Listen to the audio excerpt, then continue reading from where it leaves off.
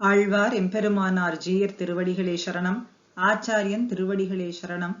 திருப்பாவையிலே ஆச்சாரிய அனுபவமும் திவ்யதேசமும் அனுபவமாக இன்று 9வது நாள் 9வது பாசுரம் தூமணி மாடத்து சுத்தும் விளக்கெரிய. இதிலே ஆச்சாரிய அனுபவத்திலே உன்மகள்தான் ஊமையோ அன்னிச் செவிடோ என்கின்ற வார்த்தையை நாம் நோக்க வேண்டும். ஆச்சாரியருடைய அப்பிரமேய பிரபாவங்களை தெரிவிப்பது. இந்த பாசுரத்திலே பரிவா தேசூயே மூகா பதிராச்ச பரோக்தீஷு பரரந்திரேஷு ஜாத்யந்தாக தைர்ஜிதம் புவனத்ரயம் அப்படின்னு ஒரு வச்சனம். பிறரை பற்றி நிந்தனை செய்யும் பொழுது ஊமைகளாக இருக்க வேண்டும்.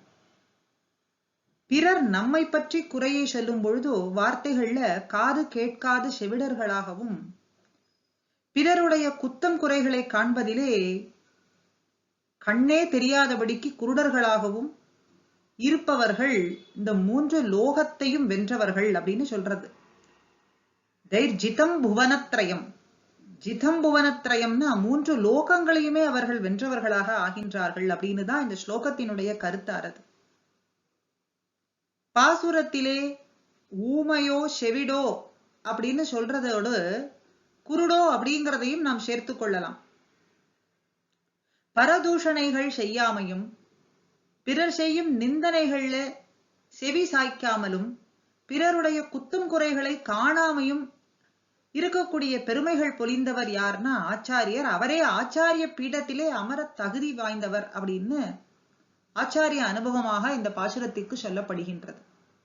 மற்றும் ஒரு ஆச்சாரிய ஏத்தம் என்னன்னா, இந்த பாசுரத்திலே நாமம் பலவும் நவின்று அப்படின்னு நோக்கி இருப்பதை பார்க்க மாமாயன் மாதவன் வைகுந்தன் என்னென்று நாமம் அப்படின்னு காட்டப்பட்டிருக்கின்றது.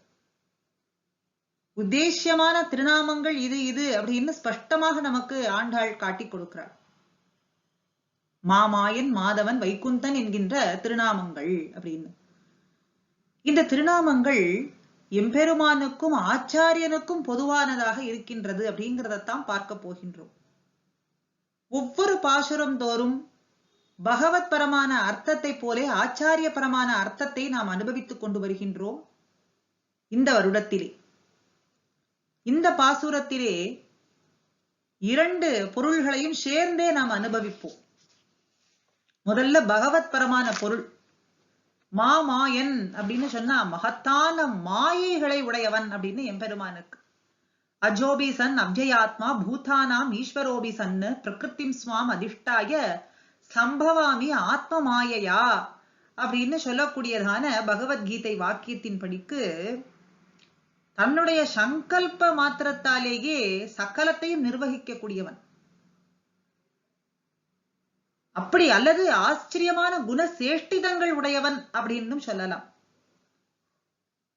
அது விது உது என்னலாவன வல்ல எண்ணையும் செய்கை நைவிக்கும் அப்படின்னு சொல்றபடிக்கு பல குண சேஷ்டிதங்கள்.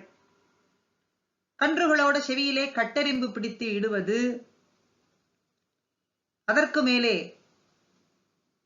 வெண்ணெய் விழுங்கி வெறுங்கலத்தை வைத்து ஓடி விடுவது, புண்ணில் புலி பெய்வது போலே தீமைகளை எல்லாம் செய்யறது,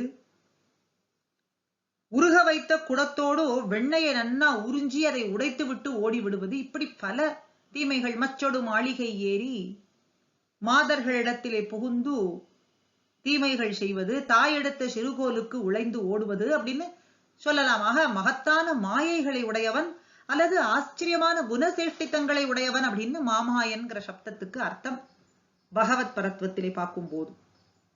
மாதவன் அப்படிங்கிறதுக்கு லக்ஷ்மிபதி, திருமாமகள் கேழ்வன், திருவுக்கு நாயகனாய் இருக்கக்கூடியவன், அதனாலே ஸ்ரீயபதித்துவத்தை உடையவன் அப்படின்னும் வைகுந்தன் என்பதற்கு வைகுண்டபதி என்னும் பொருளும் இங்கே நாம் அனுபவிக்கலாம்.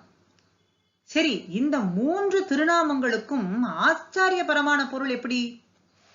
மாமாயன்னா எம்பெருமான் செய்யும் அற்புத செயல்களை காட்டிலும் ஆச்சாரியன் செய்யும் அற்புத செயல்கள் இன்னும் மேம்பட்டது. எப்படி? ராமானுஷ நூத்தந்தாதியிலே ஒரு பாசுரம், அது ஒன்னே போரும். பார்த்தான் அருசமயங்கள் பதைப்ப இப்பார் முழுதும் போர்த்தான் புகழ் கொண்டு புன்மையினேன் இடைத்தான் புகுந்து. இவை எம்மி ராமானுஷன் செய்யும் அற்புதமே அப்படிங்கிற பாசுரத்துல ஆச்சாரிய சார்வபௌமருடைய அற்புத செயல்களை அற்புதமா சொல்லப்பட்டிருக்கு. இத பார்த்தாலே போரும். ஆச்சாரியன் செய்யும் அற்புதம் எம்பெருமான் செய்யும் அற்புதத்தை காட்டிலும் மேம்பட்டது அப்படின்னு. மாதவன் அப்படிங்கிறதுக்கு லக்ஷ்மிபதினு ஒரு பொருள். எம்பெருமானுக்கு பார்த்தோம்னா அதே மகா தபஸ்வி என்று பொருள். மாதவன் அப்படின்னா பெரிய தவத்தை உடையவன் அப்படின்னு அர்த்தம். சத்தியமிதி சத்தியவச்சார் ஆதீதரஹா அப்படின்னு தபசினுடைய அர்த்தத்தை சொல்லும்படியான வார்த்தை இது. அப்படி தபசு, மகா தபசு உடையவன் ஆச்சாரியன். அதனாலே மாதவன். வைகுந்தன் அப்படின்னு சொல்லும் பொழுது ஆச்சாரியருடைய அனுமதியின்றி சர்வேஸ்வரன் திருநாடு தருவதில்லை அப்படிங்கிறதுனாலே ஆச்சாரியனையே வைகுண்ட பிரதனாக சொல்லலாம். ஆக மாமாயன், மாதவன், வைகுந்தன் அப்படிங்கிறது ஆச்சாரியருக்கும் இந்த திருநாமங்களே பொருந்தி இருக்கும்படிக்கு, எம்பெருமானுக்கு எப்படி பொருந்தி இருக்கோ அதுபோல ஆச்சாரியனுக்கும் பொருந்தி இருக்கு அப்படின்னு இந்த ஆச்சாரிய அனுபவத்திலே, அதே திவ்ய தேச அனுபவத்திலே இந்த பாசுரத்திலே ஆண்டாள் நாச்சியார் மிக்கானை மறையாய் விரிந்த விளக்கை, தக்கானை அக்கார கனி போல இருக்கக்கூடியவன் அப்படின்னு எம்பெருமானை விளக்காகவே உருவாய் இருக்கக்கூடியவன் என்று திருக்கடிகையிலே சோழ சிம்ஹபுரம் கடிகாச்சலம் என்று சொல்லக்கூடிய திவ்ய தேசத்தையும் அங்கே எழுந்தருளி இருக்கும் எம்பெருமானை குறித்து மங்களாசாசனம் செய்வதாக எடுத்துக்கொள்ளலாம். ஆச்சாரியர்கள் குடத்திலிட்ட விளக்கு என்னும் குன்னிலிட்ட விளக்கு என்னும் நமக்கு கூறுவார்கள். குடத்திலிட்ட விளக்குன்னா குடத்திற்குள்ளே இடப்பட்டதான விளக்கு. அது அதற்குள்ளேயேதான் வெளிச்சத்தை தருவே ஒழிய வெளியிலே அதனுடைய ஒளியை பரவ விடாது. அதே குன்றிலிட்ட விளக்கு அப்படின்னா, குன்றில் மலை மேலே இட்ட விளக்கு அப்படின்னா அந்த விளக்கு எல்லோருக்கும் பிரகாசகமாக விளங்கும்படியா இருக்கும், ஒளி எல்லா இடத்திலேயும் பரவும்படியா இருக்கும். ஆண்டாள் இங்கே அப்படித்தானே சொல்றாள். தூமணி மாடத்து சுற்றும் விளக்கு எரிய, சுற்றும் எங்கும் விளக்கு எரிகின்றது அப்படின்னா எங்குமே பிரகாசகமா இருக்குன்னா அது உயரமான ஒரு இடத்திலே தானே இருக்க வேண்டும். அது எந்த இடம்? அதுதான் இந்த கடிகாச்சலம், சோழ சிம்ஹபுரம் என்று சொல்லலாம். ஆக எம்பெருமான் குன்றிலிட்ட விளக்காய், மறையாய் விரிந்த விளக்காய், அக்கார கனியாய் சோழ சிம்ஹபுரத்திலே எழுந்தருளி இருக்கின்றான் அப்படின்னு இந்த திவ்ய தேச அனுபவமும் இந்த பாசுரத்தின் மூலமாக ஆழ்வார் பாசுரம் கொண்டும் நாம் இங்கே அனுபவித்தோம். ஆச்சாரிய அனுபவத்திலே மாமாயன், மாதவன், வைகுந்தன் என்கின்ற நாமம் ஆச்சாரியனுக்கும் பொருந்தும் என்றும் திவ்ய தேச அனுபவமுமாக திருக்கடிகையையும் அனுபவித்தோம். அடுத்த அனுபவம் அடுத்த பாசுரத்திலே. ஸ்ரீமதே ராமானுஜாய நமஹ.